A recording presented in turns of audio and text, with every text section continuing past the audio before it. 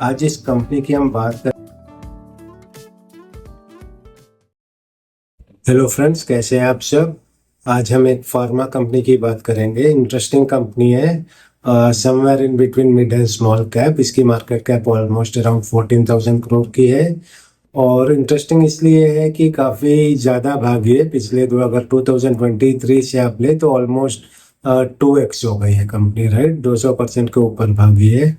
Basically हम लोग क्या करेंगे, पहले बहुत ही ब्रीफली कंपनी के बारे में जान लेंगे। कंपनी क्या करती है, किधर किधर इनके प्रोडक्ट सेल होते हैं, और उसके बाद हम लोग कंपनी की जो हिस्टोरिकल परफॉर्मेंस है वो देखेंगे। और फाइनली हम लोग इन सारे इंफॉर्मेशन को कंपाइल करके अलग अलग 4 सिनारियो में देखेंगे कि आने वाले 1 सालों में कंपनी की स्टॉक प्राइस कहाँ तक जा सकती है, राइट। तो सबसे पहले, जैसे मैंने कहा, ये एक मिड कैप कंपनी है। 14,000 करोड़ की मार्केट कैप है और कंपनी का नाम है कैपलिंग पॉइंट। और ये कंपनी जो बेसिकली ये कंपनी प्रोडक्ट बनाती इंडिया में है। जैसे कि आपको यहाँ नीचे दिख रहा है, इसके जो मैन्युफैक्चरिंग प्लांट्स है, रिसर्च एंड डेवलपिंग और जो मैन्युफैक्चरिंग होती है सदर्न इंडिया में मोस्टली काफ़ी सिटी आपको दिख रही होगी, हैदराबाद, चेन्नई वगैरह। लेकिन ये जो इसकी जो रेवेन्यू आ रही है, जो रेवेन्यू ब्रेकअप आप यहाँ ऊपर देखें तो 80% ऑलमोस्ट लैटिन अमेरिका से आ रही है। लैटिन अमेरिका क्या है, जैसे ब्राज़ील हो गया, पेरू, मैक्सिको, अर्जेंटीना, वो जितने भी कंट्रीज हैं ना जो फुटबॉल में बहुत आगे हैं, बेसिकली लैटिन अमेरिका, वहाँ से आ रही है ऑलमोस्ट 80% ऑफ द शेयर। और उसके बाद यूएस से आ रही है 18%, और कुछ शेयर इसकी अफ्रीका से भी आ रही है, राइट। बहुत ही इंटरेस्टिंग है, इसके सारे बिजनेस बाहर से आ रही है। और नंबर 2, जो एज होता है फार्मा कंपनी में, वो जो उनके एसकेयू होते हैं, पेटेंटेड एसकेयू, वो एक एज होता है जहाँ से बहुत बड़ा चंक उनके रेवेन्यू का आता है। तो ये कंपनी जो है काफ़ी ज़्यादा इन्वेस्ट करती है रिसर्च एंड R&D में, रिसर्च एंड डेवलपमेंट में काफ़ी इन्वेस्ट कर रही है। जैसे यहाँ आपको दिख रहा है, करंटली पेटेंट के लिए इसने ऑलमोस्ट 41 प्रोडक्ट फाइल कर रखा है। पेटेंट के लिए ऑलरेडी अप्रूव्ड 29 प्रोडक्ट है इनके स्केल्स जो ऑलरेडी अप्रूव्ड है। और पाइपलाइन में जो प्रोजेक्शन है आने वाले 3 से 4 सालों में अराउंड 40 नए प्रोडक्ट ये पेटेंट में डालने को है आने वाले 2 से 3 सालों में। और यहाँ आपको इनका ब्रेकअप भी दिख रहा है, ये R&D में क्या खर्चा करते हैं प्रोपोर्शनेट टू उनकी जो ऑपरेटिंग रेवेन्यू है। तो इसे यही दिख रहा है कि काफ़ी अच्छा प्रोपोर्शन में, कहाँ ऑलमोस्ट 1.5% होता था और कहाँ बीच में तो 10% तक गया, और करंटली अराउंड 4.5%। काफ़ी अच्छा इन्वेस्टमेंट है रिसर्च एंड डेवलपमेंट में। और ये बहुत ज़रूरी भी होता है क्योंकि आपको हमेशा अपना एज मेंटेन करने के लिए नए प्रोडक्ट आपको इनोवेट करना पड़ेगा। एक्सिस्टिंग प्रोडक्ट से ही काम नहीं करना पड़ेगा। वो जो एक्स्ट्रा रेवेन्यू, एक्स्ट्रा मार्जिन अगर चाहिए तो कहीं ना कहीं आपको इनोवेशन करनी पड़ेगी, नए प्रोडक्ट लॉन्च करने पड़ेंगे। तो ये बहुत ब्रीफली मैंने समराइज कर दिया कंपनी के बारे में। अब कंपनी का हिस्टोरिकल रिजल्ट देख लेते हैं। सबसे पहले आपको जो दिख रहा है वो क्वार्टरली रिजल्ट है दोस्तों। जून क्वार्टर में ऊपर सेल्स है और नीचे प्रॉफिट है, राइट। जून क्वार्टर में सेल्स 16% से बढ़ा है विज़ जून लास्ट ईयर, और प्रॉफिट ऑलमोस्ट 20% से बढ़ा है, राइट। ये लेटेस्ट क्वार्टर की बात कर रहे हैं। मार्च में सेल्स 16% अगेन बढ़ा है और प्रॉफिट 19% से बढ़ा है। और दिसंबर में सेल्स 17% से और प्रॉफिट 20% से बढ़ा है। और फाइनली सितंबर में, 4 क्वार्टर पुरानी बात हो गई, सेल 14% से बढ़ा है और प्रॉफिट 25% से बढ़ा है। अब ईयरली डेटा देख लेते हैं। पहले, सबसे पहले पिछले 3 साल की जो कैगर है वो सेल्स का 17% की कैगर है और प्रॉफिट की 24% की कैगर है, राइट। तो अच्छी खासी मार्जिन है।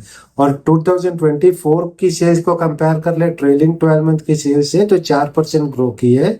और वहीं प्रॉफिट जो है ऑलमोस्ट वो भी पैरेलली 4% ग्रो की है। 2023-24 की बात करें तो सेल्स 16% से, प्रॉफिट 21% से। उससे पहले वाली साल 22-23 16% और अगेन 25%। और उससे पहले सेल्स 20% और प्रॉफिट 24% से। तो एक चीज काफी क्लियर हो रही है कि कंपनी कंसिस्टेंटली लीनियर फैशन में ग्रो कर रही है। अगर आप उसे किसी भी टाइम फ्रेम में देखें, पिछले साल 4 साल की बात करें, क्वार्टरली रिजल्ट हो या एनुअल रिजल्ट हो, आपको टॉप लाइन और बॉटम लाइन में काफी अच्छी कंसिस्टेंट ग्रोथ दिख रही है। कोई भी क्वार्टर या कोई भी ईयर ऐसा नहीं है जहां आपको डी ग्रोथ दिखी हो, राइट। अब कुछ और फंडामेंटल्स देख लेते हैं, कंपनी के मार्जिन्स और जो उनकी stock price movement, promoter holding वगैरह देख लेते हैं। जो सबसे पहले आप इनकी मार्जिन को देखें, ये पिछले 4 क्वार्टर में काफी कंसिस्टेंट रही है। 33 से 34% के बीच में इनकी मार्जिन रही है। करंटली 34.3 की है, जून 24 की बात करें तो। और नेट प्रॉफिट मार्जिन देख ले तो वो भी 27-28 के बीच में ही चल रही है, करंटली 27 की है। कंपनी की एसेट जो बहुत इंपॉर्टेंट फैक्टर होता है, मैं इसे बहुत क्लोजली फॉलो करता हूँ। एसेट में जो इन्वेस्टमेंट हो रही है डिप्रिसिएशन के बाद भी 2020 में था 273, that has gone almost two 453। Asset double हो गई है, राइट। आप एसेट नहीं बढ़ाओगे तो आपकी प्रोडक्शन नहीं बढ़ेगी, तो अच्छी खासी आपको वहाँ ग्रोथ दिख रही है।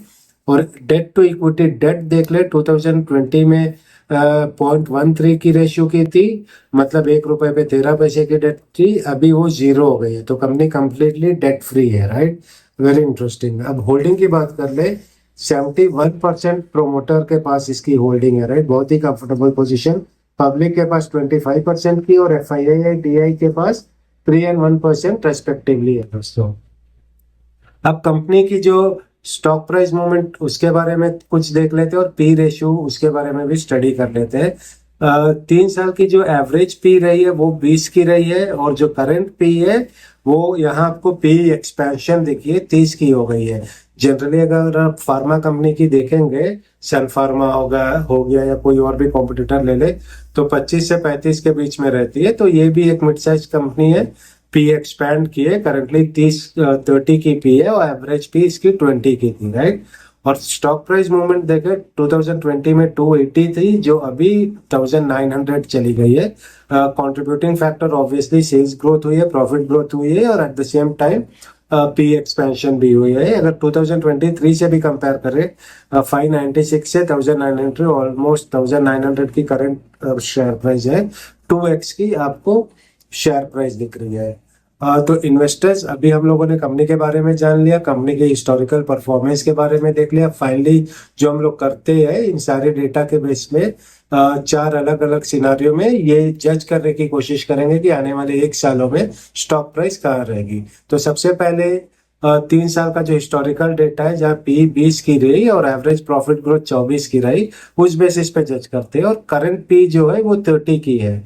तो ये मान ले कि करंट पी 30 से गिर के 20 की आ जाएगी, तो पी में 33% की आपको फॉल दिखेगी। और प्रॉफिट ग्रोथ ये मान ले कि 24% से होगी, तो वहां आपको ऑलमोस्ट स्टॉक प्राइस में 19% की फॉल दिखेगी। और स्टॉक प्राइस आपको आने वाले 1 सालों में ऑलमोस्ट 1 ईयर बाद 1555 के करंट दिखेगी। करंट स्टॉक प्राइस है 1910।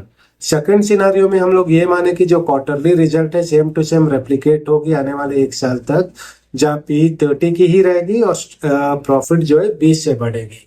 तो अगर ये सिनारियो प्ले आउट हो रहा है आने वाले 1 सालों में, तो स्टॉक प्राइस में 18% की आपको ग्रोथ दिखेगी और आपको 2260 के करीब स्टॉक प्राइस दिखेगी। थर्ड सिनारियो, जहां हम लोग ये एज्यूम करते हैं कि पी और एक्सपैंड करके 35 पे चली जाएगी और जो ग्रोथ है ऑलमोस्ट 30 के करीब रहेगी। सो अंडर सच सर्कमस्टेंसेस आपको 50% की स्टॉक प्राइस पे एप्रिसिएशन दिखेगी, and you will see stock trading somewhere around 2863. Current stock price is 1900.